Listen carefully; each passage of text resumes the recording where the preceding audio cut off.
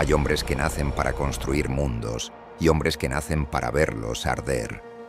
En el siglo X, en las gélidas tierras de Noruega, nació un niño cuyo nombre quedaría grabado en las sagas, no por su piedad, sino por su furia incontrolable. Su nombre era Erik Thorvaldsson, pero el mundo lo recordaría por el color de su barba y el rastro de sangre que dejaba a su paso. Erik, el Rojo. Imagina un hombre que es demasiado violento incluso para los estándares de los vikingos. Un hombre que, tras ser desterrado de su Noruega natal por varios asesinatos, huye a Islandia buscando un nuevo comienzo, solo para encontrar el mismo final. Erik no era un explorador por curiosidad, era un fugitivo por necesidad. Expulsado de la sociedad, declarado proscrito y perseguido por los familiares de sus víctimas, Erik volvió su mirada hacia el oeste, hacia un horizonte donde el mar y el cielo se funden en un abrazo de hielo.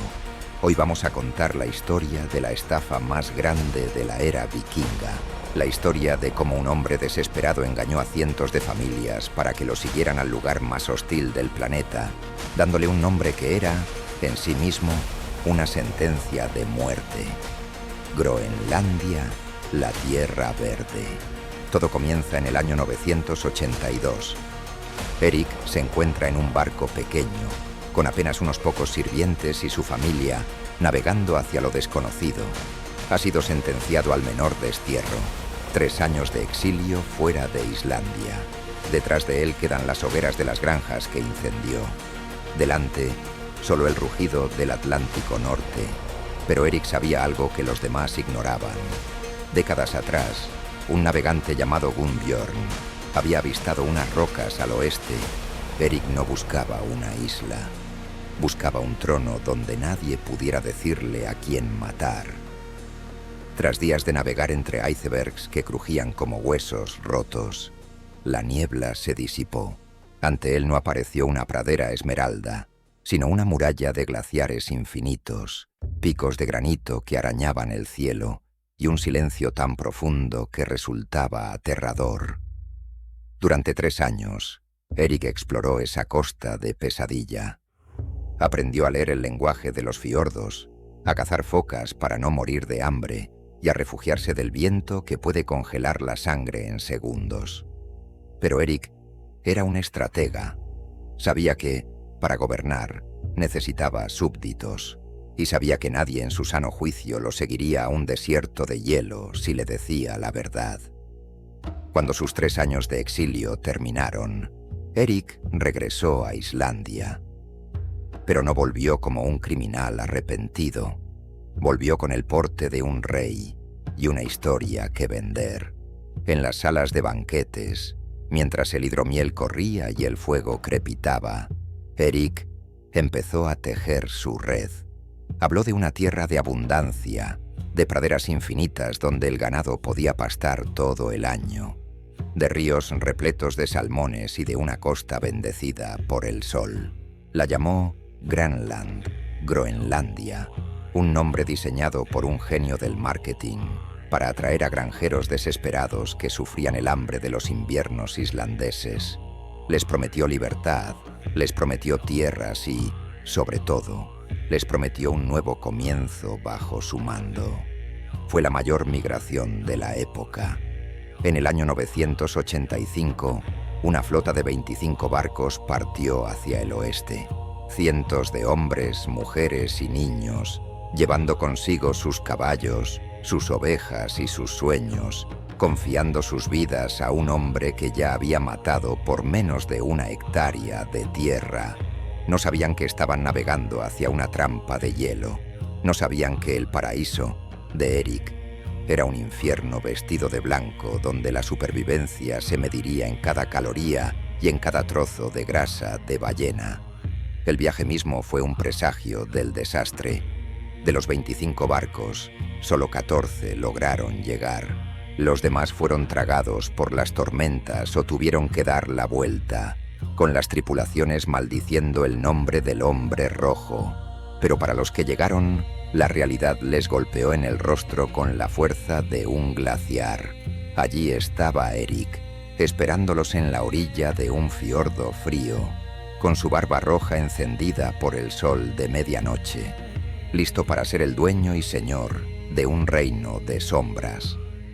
Imagínate el momento en que esos 14 barcos supervivientes calaron sus anclas en las aguas gélidas del fiordo de Erik.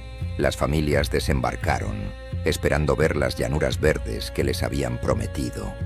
Pero lo que encontraron fue una bofetada de realidad.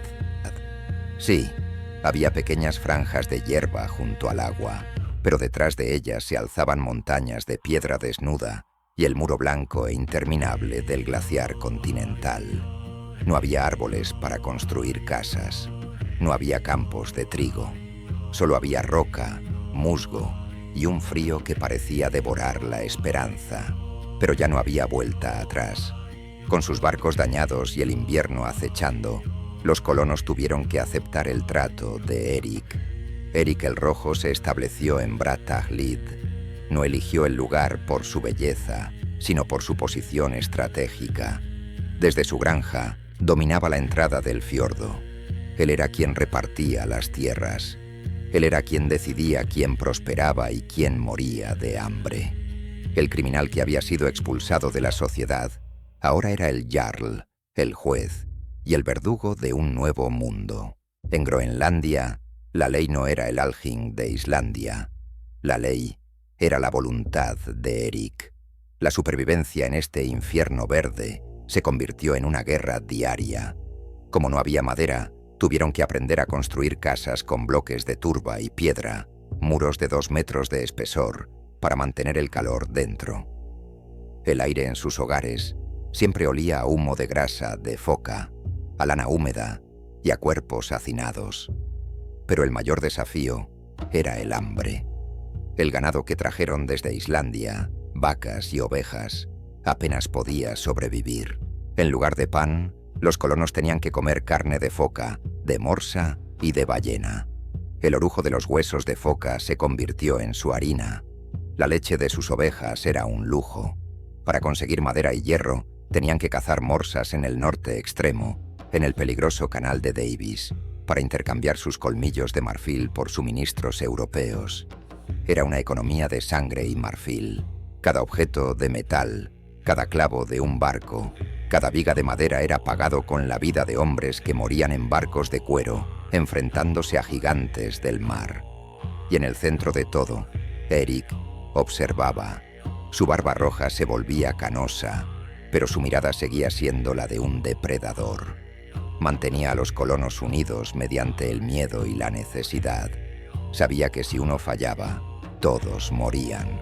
Pero mientras Erik luchaba por mantener su dominio sobre la tierra, empezó a gestarse una amenaza interna que ni siquiera su hacha podía detener. La fe. Su propia esposa, Thiodhild, se convirtió al cristianismo, una religión que llegaba desde el sur como un fuego silencioso. Ella construyó la primera iglesia de Groenlandia, un pequeño edificio de turba a pocos metros de la granja de Erik. Se cuenta que Erik, el fiel adorador de Odín y Thor, el hombre que creía en la fuerza y en el destino tallado en las runas, estaba furioso. Su esposa se negaba a dormir con él, mientras él siguiera siendo un pagano. El hombre que había conquistado un desierto de hielo estaba perdiendo su propio hogar. El viejo mundo de los dioses de la guerra se estaba desmoronando frente a la cruz. Erik veía cómo su autoridad espiritual se desvanecía y con ella la vieja identidad vikinga. Pero mientras él se aferraba a sus dioses antiguos, su hijo, Leif Erikson, estaba mirando hacia un horizonte aún más lejano.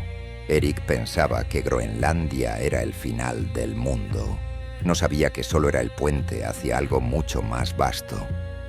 Pero antes de que su hijo pudiera partir hacia el oeste, la colonia de Erik tuvo que enfrentarse a su primer invierno verdaderamente oscuro.